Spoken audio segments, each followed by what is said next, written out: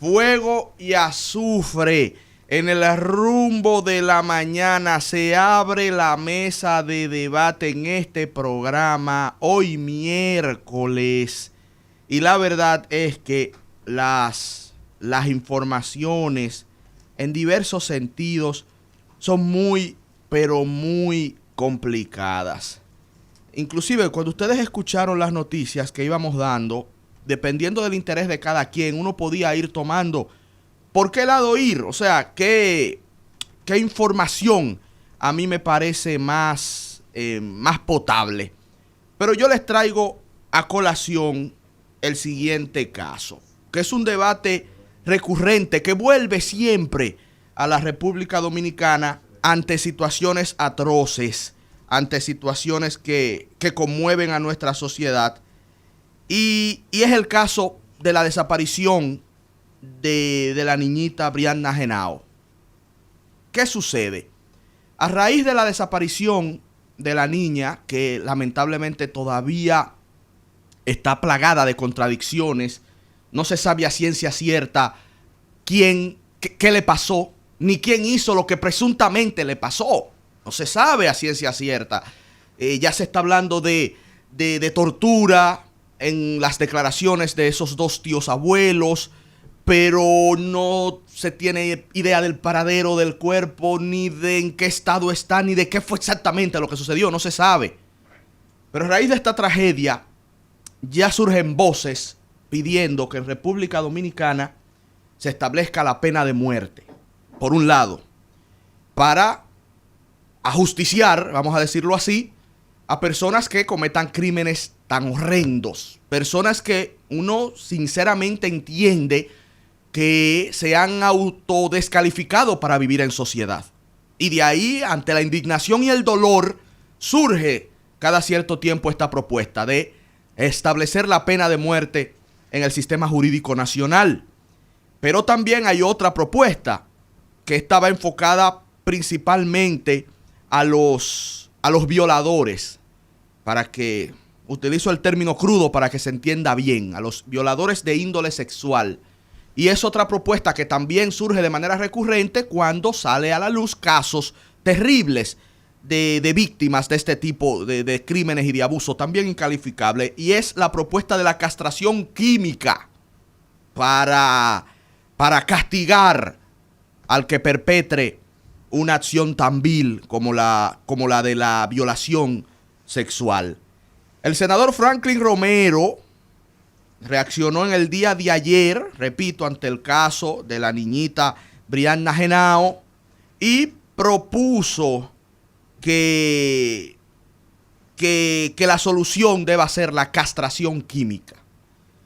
Yo le pregunto a mis compañeros de panel en ambos sentidos si estarían de acuerdo con la castración química para el caso de violencia de índole íntima, o si estarían de acuerdo con el caso de la pena de muerte para crímenes, inclusive de homicidios múltiples, como se han dado en la República Dominicana. Sanz, Virginia Antares, Julio Alberto Martínez, Ernesto Jiménez, estamos en este momento en este programa. Déjenme saber, hermanos, qué piensan ustedes de esto. Wow, qué tema tan difícil. Lo primero es que, bueno, todo el pueblo dominicano, todos los que hemos visto esta noticia, estamos absolutamente indignados. Tú lo decías, Ernesto, este es un caso que rompe, desgarra el alma y hace a una cuestionar todo lo que una, en fin, todos los valores que una profesa. Y yo me sentí muy identificada con el comentario que hizo ayer José del Castillo en ese sentido. Sin embargo, pensando ya en esa pregunta que tú planteas, en el ordenamiento jurídico, en todo este tema de la pena de muerte y la integridad física de las personas que están siendo acusadas de un crimen, por horrendo que sea. Mira, yo creo que hay un gran problema con la idea de la pena de muerte o de la castración en abstracto. Una puede simpatizar cuando uno ve crímenes tan horrendos como estos. Pero ¿qué pasa? Incluso en este caso, tú dabas la noticia esta mañana, se evidencia el problema que hay con este tipo de sanciones. Aquí no sabemos ahora mismo aquí hay dos escenarios absolutamente contradictorios. O es posible que estas dos personas que aparentemente, presuntamente han confesado el crimen, cometieron esa horroridad, ese horror que una no puede ni concebir. O es posible que se trate de dos personas, dos infelices, que otros hayan hecho, sean los responsables de la desaparición de la niña y que estén utilizando a estos dos infelices como chivos expiatorios y torturándolos para que hayan confesado esas cosas, como hoy denuncian algunas voces. Fíjate que son dos escenarios, los dos atroces, yo no sé cuál de los dos es peor, pero el problema es que ambos pueden ser posibles ahora mismo. Entonces, cuando una piensa en sanciones de tipo que violan tu integridad física y que son irreversibles, como la castración o la pena de muerte, obvio, que es lo más irreversible que hay, tenemos que tomar en cuenta que el sistema de justicia dominicano, y en verdad ningún sistema de justicia tiene necesariamente la capacidad de no cometer el error de condenar inocentes. Y ese es un riesgo que nos pone en riesgo a toda la ciudadanía, sobre todo a quienes tienen menos poder, menos influencia y menos dinero. Porque es muy factible que frente a la amenaza de alguien que cometió un crimen que implica la pena de muerte, tú hacer todo lo posible, utilizar toda tu influencia y todo tu poder para que quien pague esa pena sea otro y no tú. Entonces, en el sistema de justicia dominicano que nosotros tenemos ahora mismo, a mí me parece eso que no es viable, con todo el dolor del alma que una siente frente a un crimen horrendo como esto. Pero, genuinamente lo digo, yo creo que la solución es por otra vía. Creo que la solución es por otra vía. Bueno, yo sí estoy de acuerdo con la pena de muerte porque yo tuve que presenciar un violador que se fuera en una de mis audiencias de tarea de la universidad. Tuve que presenciar un tío que violó a una niña, tuve que verlo irse a su casa porque la madre, después de un tiempo, ante la situación de salud de la mamá de los dos, porque fue un tío, fue un hermano de la mamá que violó a la niña, entonces ante la presión por una situación de salud de la madre, la mamá de la víctima se vio en la obligación de retirar la querella. Y a todo esto, este señor después salió y lo encerraron por otra situación y ahí fue que salió el tema de la violación de la niña. Ni siquiera lo habían apresado por la violación, por toda la consideración que le tenían, aún siendo él el culpable, demostrado ya ante un tribunal. Entonces, ese día que yo salí con el corazón desgarrado del tribunal, yo dije, y además también me cuestioné mucho y dije, en verdad a mí me gusta el derecho penal, porque a mí me apasiona el derecho penal. Pero después que yo vi eso, yo dije, no, definitivamente, pena de muerte para los violadores. Porque ¿cómo es posible? Y otra cosa, esa no era la única niña que él había violado, porque a otras sobrinitas también las entrevistaron y también él las había tocado. O sea, otras primitas, entre las niñas ahí se ponían a jugar y él las tocaba. Entonces, yo estoy a favor de la pena de muerte para esas personas y también a favor de la tortura. Si por mí fuera, yo quisiera que se le hiciera lo más terrorífico, porque esto parece una película de terror cuando suceden ese tipo de situaciones, en caso de que sea cierto, ya que esté comprobado, no como está sucediendo ahora. Que ese es el tema. ¿Cómo se comprueba y cuándo para ejecutar una pena como esa? ¿Cómo se comprueba un violador? Suponiendo un violador que la víctima esté viva, con las entrevistas a la víctima y así. Tiene que ser que esté comprobado, no como este caso que, y lógicamente, a ellos dos los asesoraron, porque ellos declararon de entrada. Yo estoy de acuerdo con Yu Sanz. Y ahora ellos dicen que no hay cuerpo, y sin cuerpo, tú sabes que no hay delito. Entonces, a ellos los asesoraron, y por eso el cuerpo ellos no han dicho para que aparezca. Ahora bien, Virginia, yo estoy del lado de la víctima, la niña que murió. 100%. Mientras tanto, yo creo que ellos son culpables hasta que demuestren lo contrario. Aunque crea también en la presunción de inocencia, pero para mí, en este caso, ellos son culpables y fue alguien muy cercano, porque no es posible que va a aparecer un calizo, una chancleta de la niña en el patio y lo otro no, porque si es un secuestro, se la llevan con toda su ropa, no se la van a llevar así porque es planificado, ¿tú no crees? O sea, me refiero a la ropita que tenía puesta ese día. Entonces, terrible. Y esto me confirma, duré 9 años sin salir de mi casa a un 31 de diciembre y una Semana Santa. O sea, cuando digo sin salir, sin disfrutar yo como mujer, y para todos los sitios que iba me llevaba a mis hijos. Y esto me confirma que no cometí un error. Porque yo decía, yo no le voy a dejar mi hijo a nadie que esté entretenido un 31 de diciembre o una Semana Santa, que todo el mundo está distraído. Entonces, en una distracción de esas es que se dan esas situaciones, lamentablemente. Estoy muy de acuerdo, sí, pena de muerte y castración.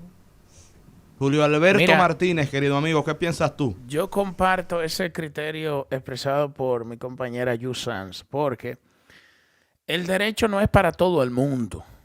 El derecho es para los que respetan la ley, para los que pueden convivir en sociedad, para los que están dispuestos a compartir como seres humanos, señores, racionales. Estos señores, estos dos tíos, que ellos confesaron, porque lo que recoge la prensa fue una confesión de dos tíos que se atribuyen la autoría de esa desgracia. Entonces, si ellos lo confesaron, ahí se aplica, atención a la Procuraduría General de la República, vamos a aplicarle aquí el juicio penal abreviado. Vamos a coger esos dos testimonios. Ahí, ya ellos lo confesaron, perfecto. Vamos a ahorrarnos, tener que embromar, que cuarto un abogado, que aplazamiento de audiencia. No, porque aquí estamos hablando de un hecho grave. Un hecho grave amerita, ¿verdad?, ser procesado con rigurosidad, pero ya a confesión de parte, relevo de prueba, hay un principio jurídico. Aquí se aplica, lógicamente, la castración química. Aquí yo estoy de acuerdo con la pena de muerte, porque no es que nosotros vamos a establecer la pena de muerte para iniciar el régimen del terror en la República Dominicana y aplicársela a los empresarios, a los políticos, a la gente común de la sociedad. No. Es para casos extraordinarios como estos. Y esto destruye el corazón y el alma. Y tenemos nosotros que ponerle un freno a este tipo de hechos. ¿Y cómo se hace? Bueno, que el que sepa que lo comete, señores, ya, usted se jodió, usted se embromó. Yo estoy a favor de la pena de muerte para este caso. Y porque esto es desgarrador. Esto es desgarrador. Y no ha sido una ni dos. Yo vi al congresista en ese momento, bueno, el congresista en ese momento, Luisín Jiménez, que planteó precisamente también este tema hace como 15 años, desde el Congreso Nacional, cuando él fue diputado, e hizo una descripción que se repite en un patrón en estos casos, que personas vinculadas a la familia son los que cometen generalmente este tipo de perversidad. Entonces, eso aplica porque ¿qué vamos a hacer con esas dos personas, por ejemplo? ¿Perder dinero con esa gente en la cárcel? No, porque es una escuela del crimen. Las cárceles, lamentablemente, atención Roberto Santana, lamentablemente las cárceles son escuelas del crimen en República Dominicana. Segundo, no podemos gastar cuarto con esos tipos metidos ahí adentro. No pueden estar comiendo esos tipos, comiendo del gobierno. No pueden estar en sociedad tampoco. Entonces, ¿qué hacemos? Esa es la gran pregunta y la respuesta es lo que planteó mi compañera Yu Sanz de la pena de muerte. Y salimos hay antisociales, señores, que hay que buscarle un mecanismo de esa naturaleza, porque eso no son seres humanos. O sea, un ser humano no hace eso. Eso lo hace una bestia. O sea, porque lo que nos diferencia a nosotros de la bestia es la razón. Y lógicamente que la razón aquí estuvo ausente, pero completamente. Entonces, si esos señores van a la cárcel, corren riesgo, no solamente porque sería un privilegio salir de ellos, pero el Estado le saldría más costoso al Estado. Entonces no pueden ir para la calle tampoco. Entonces la solución es la pena de muerte para este tipo de casos extraordinarios. Concluyo. Tú sabes que yo entiendo bastante bien la indignación de muchos amigos y amigas de bien. Hola, eso es lo que... Hello. Sí, ¿me escuchas, hermano? Eso es lo que para mí tiene que ser lo aplicable, ¿verdad? En este caso. Sí. Claro, según la moral y se entiende bien. Mira, por mi parte, yo sé que quizá mi opinión no sea la más popular en momentos de indignación legítima ante crímenes atroces. Pero yo, por un tema de coherencia, mantengo una posición histórica de no avalar la pena de muerte, de no apoyarla ni aquí ni en ninguna parte del mundo, por varias razones, que repito, crímenes como el caso que hemos analizado, que conmueven el alma, que nos llenan de una indignación, que uno se pone en los zapatos del padre y de la madre que está sufriendo, y realmente, siéndole sinceros, uno no sabe cuál sería la reacción. Que Dios libre a nadie de perder a un hijo o una hija. Es tan antinatural que ni siquiera tiene un nombre en el idioma español. Es algo que la verdad, la empatía humana te lleva a entender, que un ciudadano entienda que quien comete un crimen como el que hemos analizado aquí, de esa niñita de 3 años, señores, por amor a Dios, eso escapa de la racionalidad y del entendimiento. O sea, el que hace una vaina como esa realmente no merece pisar esta tierra. Esa es la verdad, no lo merece. Pero entonces, sabiendo esa verdad y con ese dolor y esa indignación, repito que no le deseo a nadie vivir algo como eso, tengo que apelar a mis principios que parten del cristianismo y que parten de mi fe y de mi convicción profunda de que solo Dios puede disponer de la vida de los hombres. Como dice las Sagradas Escrituras, Dios da y quita la vida. Y la dignidad que cada uno de nosotros poseemos, aunque repito, hay hombres que con sus acciones ellos mismos se desvisten de dicha dignidad, pero solo Dios, en mi criterio personal, la puede retirar. Inclusive, yo soy un precursor, por Dios, claro que no, pero apoyo plenamente el artículo 37 de la Constitución Dominicana, que indica que el derecho a la vida es inviolable desde la concepción hasta la muerte. Yo creo en eso. Y nuestra misma Constitución establece que no podrá establecerse, pronunciarse ni aplicarse en ningún caso la pena de muerte. Ya salí de lo cristiano, ahora vengo a lo institucional. ¿Qué garantías hay de que un entramado legal como el de República Dominicana, con tanta corrupción y tantos abusos, qué garantías hay de que no se van a cometer injusticias incalificables si se aprueba la pena de muerte en nuestro país? ¿Quién me garantiza a mí que esa justicia, que es muy rápida para el chiquito, que esta justicia que es muy rápida para el pobre, o que es muy rápida cuando conviene cancelar o llevar a la cárcel a un político, esa justicia, ¿qué me garantiza a mí que no va a cometer mañana abusos contra los más débiles, contra los más contra los más pobres?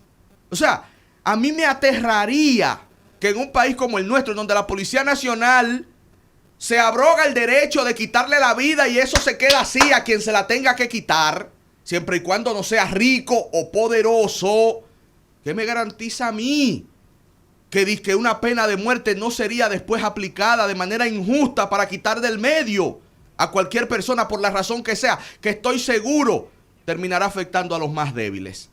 Es ese terror, además de mi convicción profunda, institucional y de fe, que me lleva a no estar de acuerdo con que se aplique la pena de muerte en suelo patrio.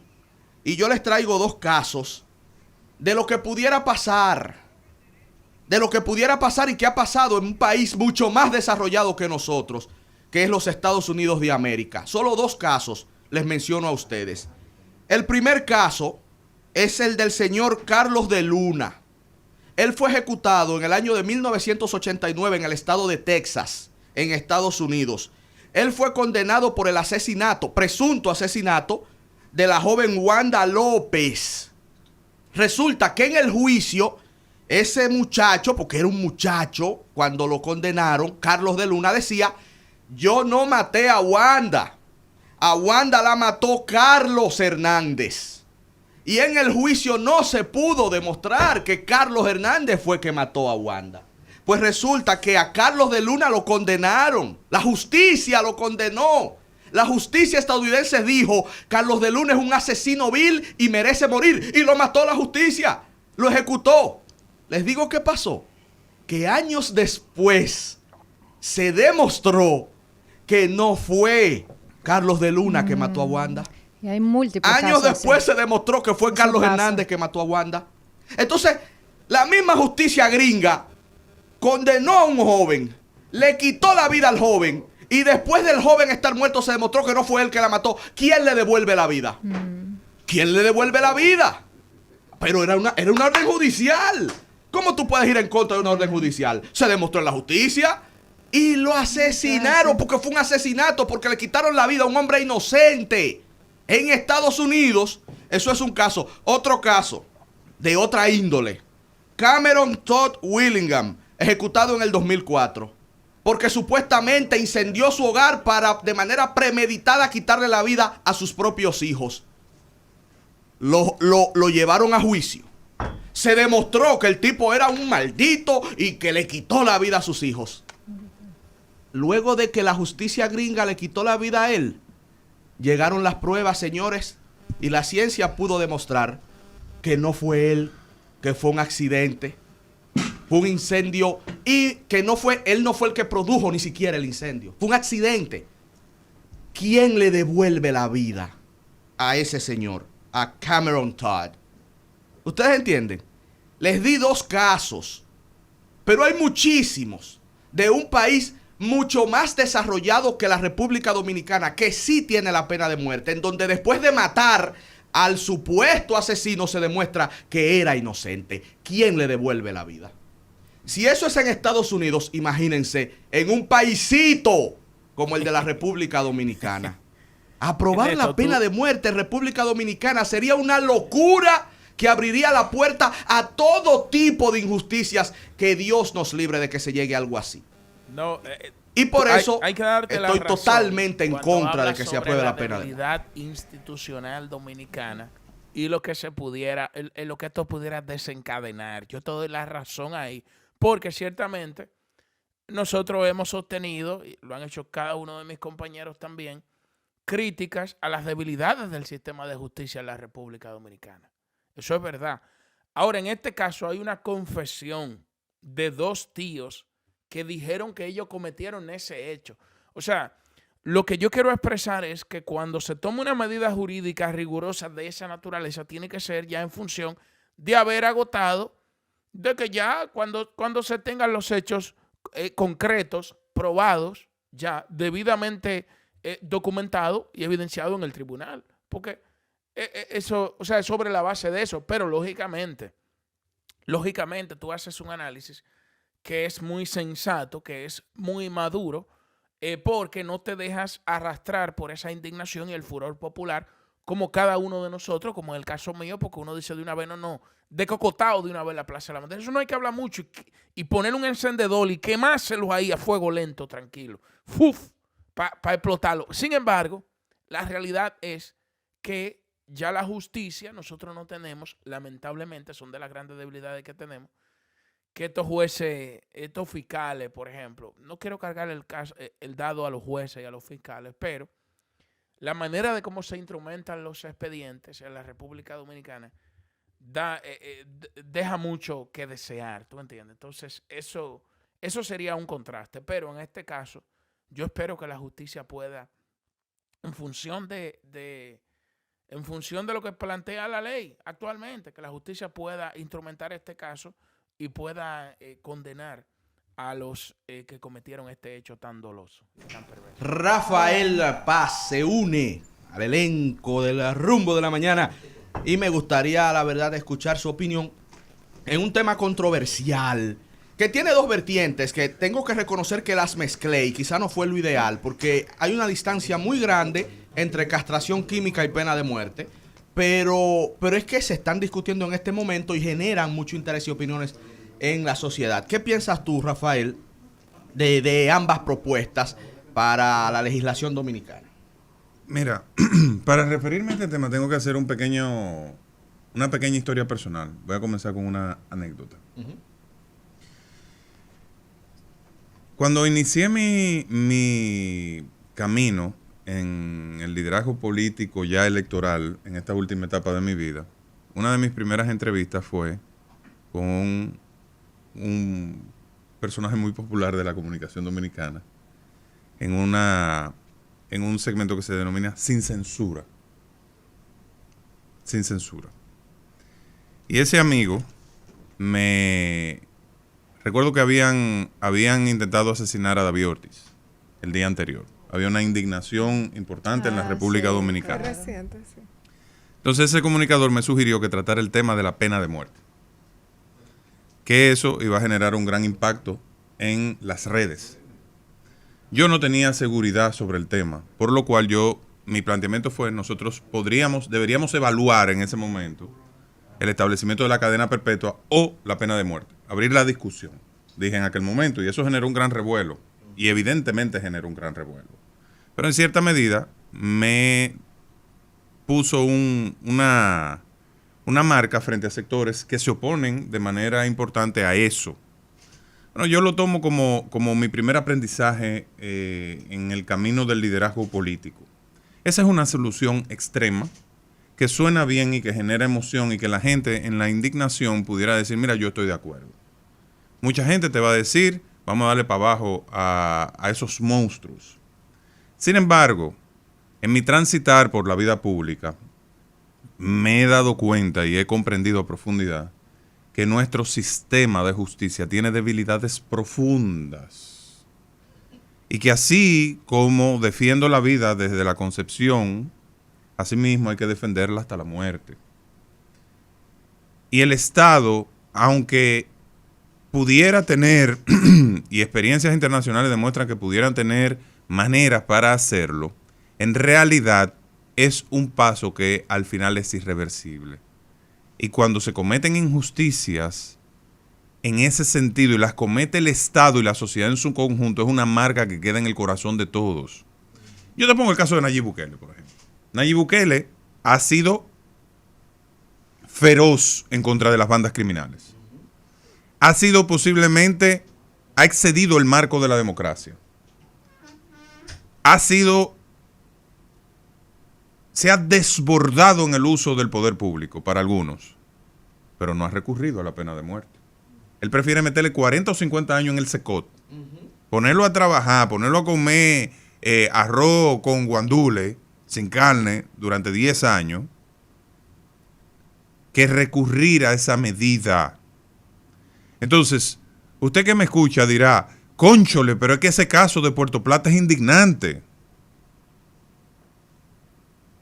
Sí, es indignante. Yo estoy completamente indignado por unos monstruos que nunca deberían salir de la cárcel y que deberían acumularle delito, no hasta 60 años, no. Ahora, nuestra sociedad, lamentablemente, aunque yo trabajo para un Estado fuerte, todavía no tiene un Estado fuerte. Todavía los jueces se dejan presionar por una ola de opinión pública y el derecho se queda en un segundo plano y la emoción de momento es la que dicta la sentencia. Por lo cual, aunque mi indignación me pudiera llevar a pensar en medidas extremas, y mi corazón, mi razón, mi conciencia me dice, como decía Gilberto Santa Rosa, ¿verdad? Me dice el corazón una cosa, pero me grita la conciencia que la institucionalidad dominicana y la justicia todavía son muy débiles para poner una decisión tan definitiva en sus manos.